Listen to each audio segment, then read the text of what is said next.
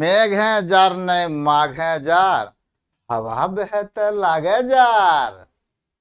आज मैं आप लोगों के बीच में शीतलहर के खतरे एवं इसके बचाव की जानकारी शेयर करने जा रहा हूं। जब वायुमंडल का तापमान 7 डिग्री से कम हो जाता है, ऐसी परिस्थिति को ही हम लोग शीतलहर कहते हैं।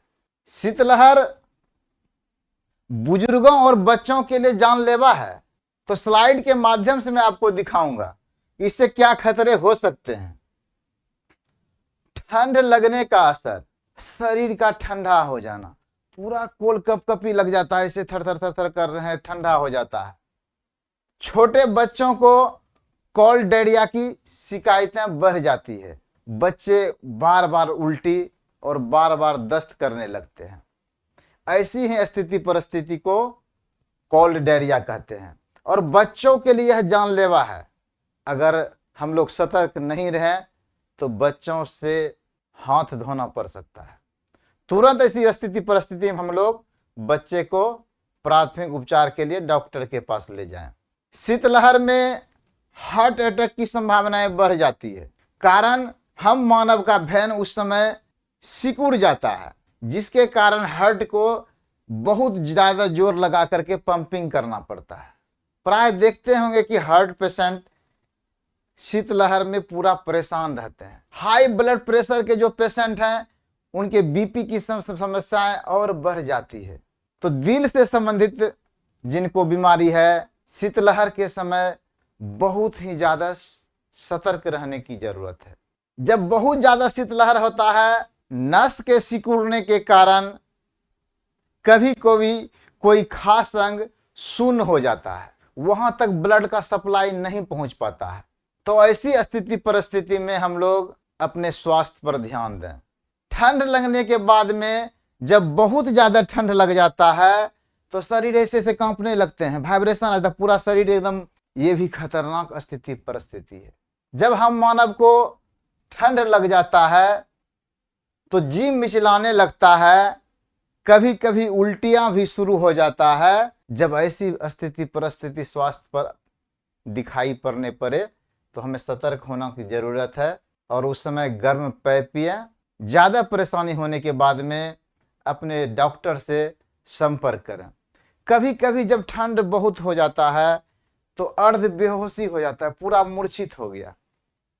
कभी कभी क्या होता है, धड़ाम से लोग गिर जाता है। स्कूल में भी देखते हैं हम लोग, बच्चे गिर गए, तुरंत हम लोग उनके गार्जियन को इन्फॉर्म करें और प्राथमिक उपचार के लिए तुरंत हम लोग संबंधित अस्पताल में उनको भेजें। अब है कि ठंड लगने का असर ये होता है, इनके बचने के लिए हमारे पास में क्या साधन है। ओके, शीतलहर से बचाव के उपाय, कैसे हम लोग शीतलहर से बच सकते हैं। तो हम लोग शीतलहर से बचने के लिए गर्म ऊनी वस्त्र का प्रयोग करें। हमारे जब भी जो छात्र विद्यालय में आए उनको सख्त हिदायत दें कि आप लोग कपड़े पहन के ही आइए विद्यालय में, और उनका गार्जियन अगर लापरवाही करते हैं उनको भी हम लोग काउंसलिंग करें इस मैटर में।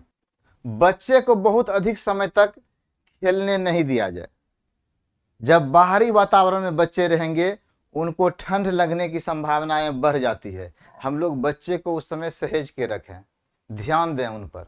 ठंड में गर्म पानी का उपयोग करें। बहुत सारे जिनको लत है, गर्म पेय के साथ साथ में जो चाय कॉफी लेते हैं, तो ऐसी स्थिति परिस्थिति में चाय कॉफी का भी सेवन कर सकते हैं। अनावश्यक घर से बाहर नहीं निकलें, बेवजह घर से बाहर जा रहे हैं तो ठंड में हम लोगों को सुरक्षित रहना है। इसलिए कहा गया है सावधानी हटी और दुर्घटना घटी। घर में अंगीठी या कोयले को जलाएं और हमेशा ये ध्यान रखें कि बंद कमरे में कोयला और अंगीठी जलाने से परहेज करें।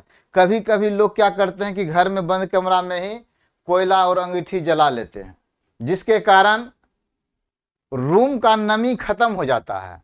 और कभी कभी देखते हैं कि दम घुटने के कारण लोगों की मौत भी हो जाती है। कभी भी अंगीठी और कोयला जला करके रूम में नहीं सोएं, यह जानलेवा हो सकता है। घर से बाहर जब भी निकलें तो गर्म वस्त्र पहन के निकलें।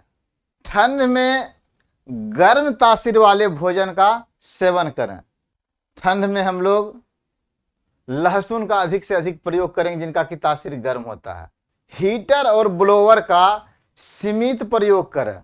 ऐसा नहीं कि हम सोने चले गए, हीटर जला हुआ है, ब्लोअर चला हुआ है। इससे आपके श्वसन तंत्र में और आंख ड्राइनेस हो सकता है। इसका सीमित प्रयोग करें। ओवरऑल कहा जाए, शीतलहर की परिस्थिति हम मानव के लिए बहुत ही घातक है। हम गुरुजन के साथ साथ में छात्र छात्राओं एवं उनके अभिभावक को भी जागरूक करने की जरूरत है, ताकि शीतलहर का प्रभाव कम से कम पड़े।